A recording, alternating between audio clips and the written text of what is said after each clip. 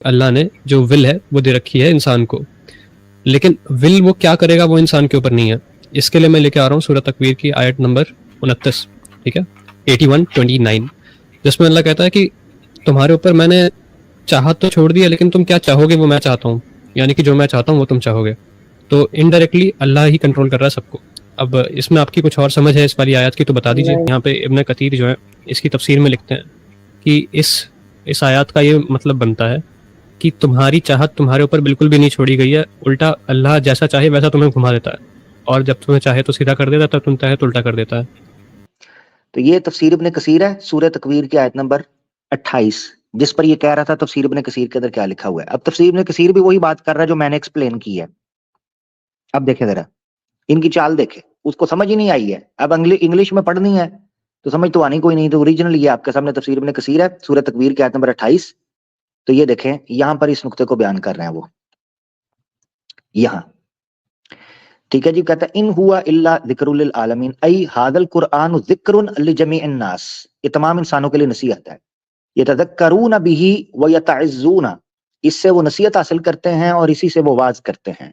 لمن شاء منکم ان یستقیم ای من اراد الہدایہ فعلیہ بہذا القرآن، تو وہ اس قرآن کو پکڑ لے جو چاہتا ہے. فإنہ من فإنہ کدھر گیا ہے؟ ہاں، فإنہ منجأۃ لہ وہدایۃ، وہ اس کے لیے نجات کی جگہ ہے اور ہدایت ہے. ولا ہدایت فیما سواہ، وما تشاؤون الا ان شاء، وہ کیا کہتے ہیں ای لیست المشیۃ موکولۃ الیکم، یہ جملہ ہے. یعنی فری ول تمہاری انڈیپینڈنٹ نہیں ہے، ڈیپینڈنٹ ہے، انڈیپینڈنٹ نہیں ہے، موکول. اچھا، فمن شاء اہتدا، جو چاہتا ہے ہدایت حاصل کرے، ومن شاء ضل، جو چاہتا ہے وہ گمراہ ہو جائے گا. اچھا، بل اب یہ دیکھنا وہ جملہ، اس پر اس کو اعتراض ہو رہا تھا کہ یہ کہا گیا ہے کہ یہ جو بولا گیا ہے نا کہ اللہ چاہے گا تو یعنی اس کا مطلب ہے انسان کی فری ول ختم ہو گئی. اب وہ بتانے لگا کیا ہے، بل ذالک کلہ تابع لمشیۃ اللہ تعالی رب العالمین. یہ دیکھو تابع کو میں اور زوم کر دیتا ہوں، تابع لمشیۃ اللہ، یہاں بھی تابع کا مطلب یہ ہے کہ وہ انڈیپینڈنٹ نہیں ہے بلکہ ڈیپینڈنٹ فری ول ہے. ڈیپینڈنٹ فری ول کا مطلب یہی ہے کہ کوئی انسان کہے کہ میں اپنی مرضی استعمال اس اعتبار سے کر رہا ہوں کہ میں قادر ہوں ہر چیز کے اوپر یا ہر طرح سے مکمل طور پر، بلکہ اس کو یہ جاننا چاہیے کہ بالآخر یہ فیچر، یہ ایبلٹی اس کو اللہ نے دی ہے. یہی وجہ ہے کہ ابو جہل جو ہے اس معاملے کے اندر یہ چیز بولا کرتا تھا کہ ان شئنا استقمنا و ان شئنا لم نستقم، یہ ہماری مرضی ہے کہ ہم ٹھیک ہوں یا نہ ہوں. تو اس پر دوبارہ اس چیز کو لوٹایا گیا کہ پوری کی پوری چاہت کو. اب یہ فلسفہ سمجھایا گیا اس کے اندر.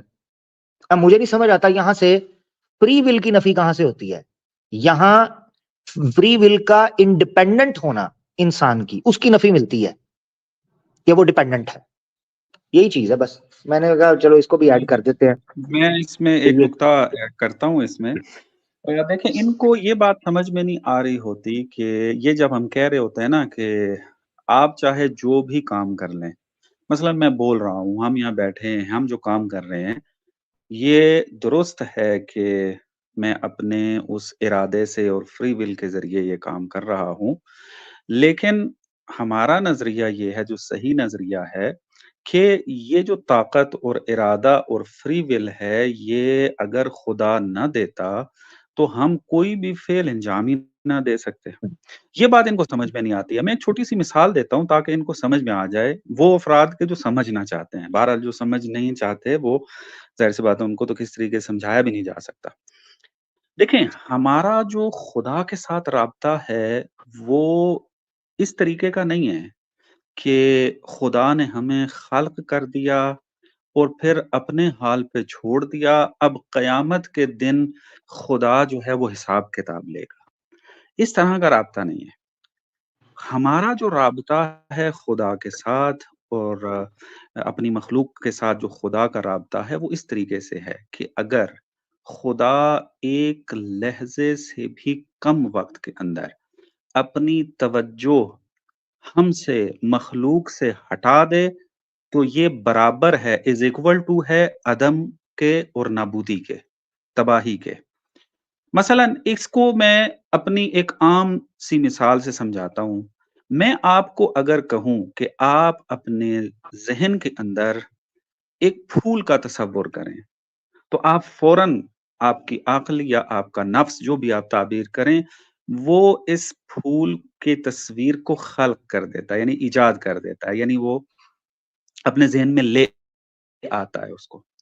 अब थोड़ी देर के लिए भी अगर आप इस तस्वीर से, इस जो भी आप ताबीर कर लें मफ़हूम से, आइडिया से, आपने थोड़ी-सी भी गफ़लत की और किसी काम दूसरे में मसरूफ़ हो गए, तो ये तस्वीर नाबूद हो जाएगी, ख़त्म हो जाएगी। जब आप दोबारा पलटेंगे ना, तवज्जो आएगी, याद आएगी आपको कि मैंने एक तस्वीर जो है वो तसव्वुर की थी अपने ज़हन में, तो वो जो याद आती है ना, वो दोबारा ईजाद हो रही होती है, ना कि वो पिछली तस्वीर मौजूद थी और आप दोबारा उसको देख रहे होते हैं। यानी आपकी छोटी-सी गफ़लत आपकी बनाई हुई ज़हन के अंदर जो तस्वीर है, उसको नाबूद कर देती है।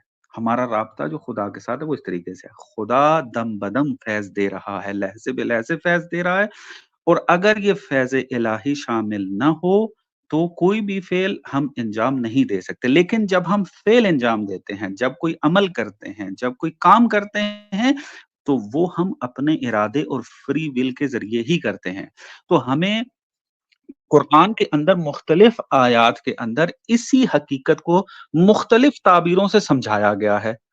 चूँकि कुरान क़यामत तक के लिए हिदायत है इंसानों के लिए, हर किस्म के इंसान ने आना है, किसी की फ़िक्री सतह निचले दर्जे की है, किसी की फ़िक्री सतह जो है वो मुतवस्सित मिडल लेवल की है, किसी की हाई लेवल की है, तो हर एक ने इस कुरान से इस्तिफ़ादा करना है।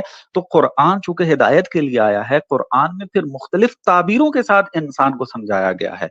अब अगर एक इंसान एक ताबीर को उठाकर उसको सारे कॉन्टेक्स्ट से निकाल के फ़कत उसको लेके बैठ जाए कि देखो जी इससे ये बात समझ में आ रही है कि फ्री विल नहीं है, तो ये बात बिल्कुल इंसाफ के मुताबिक नहीं है और इसको कबूल नहीं किया जाएगा। मसलन अभी एक आपको ये फ़लसफ़ियाना तौर पे थोड़ा-सा समझा दिया। अभी फ़कत आखिरी कमेंट मैं करूँगा और ये बात ख़त्म करते हैं कि जो जिसकी तोज़ी जो आमिर भाई ने दे दी है कि क्या मुराद है उससे कि यहाँ से पता चलता है कि फ्री विल नहीं है, लेकिन हम देखते हैं कि कितनी वाज़ेह अंदाज़ में मुख्तलिफ आयात में खुदा ये कह रहा है। देखें सूरह अनआम की आयत 35 को अगर तिलावत करें तो यूँ इरशाद हो रहा है, अऊज़ु बिल्लाहि मिनश शैतानिर रजीम, वलौ शा अल्लाहु लजमअहुम अलल हुदा। अगर खुदा चाहता उसकी मशीयत होती तो सबको हिदायत पे जमा कर देता। लेकिन चूँकि खुदा की मसलहत ये है, खुदा की हिकमत ये है, खुदा की मशीयत ये है कि हम फ्री विल इस्तेमाल करें, अपने इरादे से हिदायत की तरफ आएँ।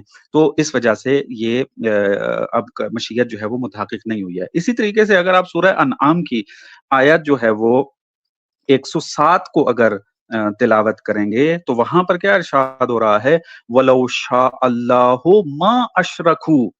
अगर खुदा चाहता तो ये शिर्क न करते। अब यहाँ भी मशीयत इलाही है, यानी यहाँ पर ये बार-बार खुदा ये कह रहा है कि ये 2 रास्ते जो तुम्हारे सामने रख दिए गए हैं, ये 2 रास्तों में से किसी एक रास्ते का इंतखाब अपनी फ्री विल के साथ करना है।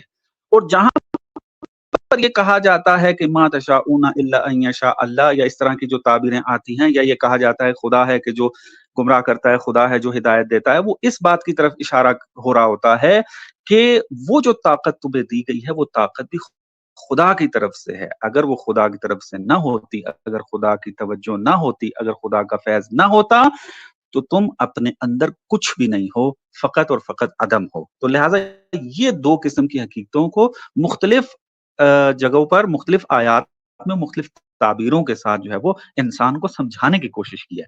तो अब कुरान का सही मतलब जो है समझना है, तफ़सीर समझनी है, तो इस तरह सारी आयात को इकट्ठा करके एक नतीजा लेना है। अगर समझ में आ जाए तो उस पर ईमान लेकर आना है, अगर समझ में नहीं आता तब जाकर सुआल या एतराज़ का जो है वो मकाम बनता है।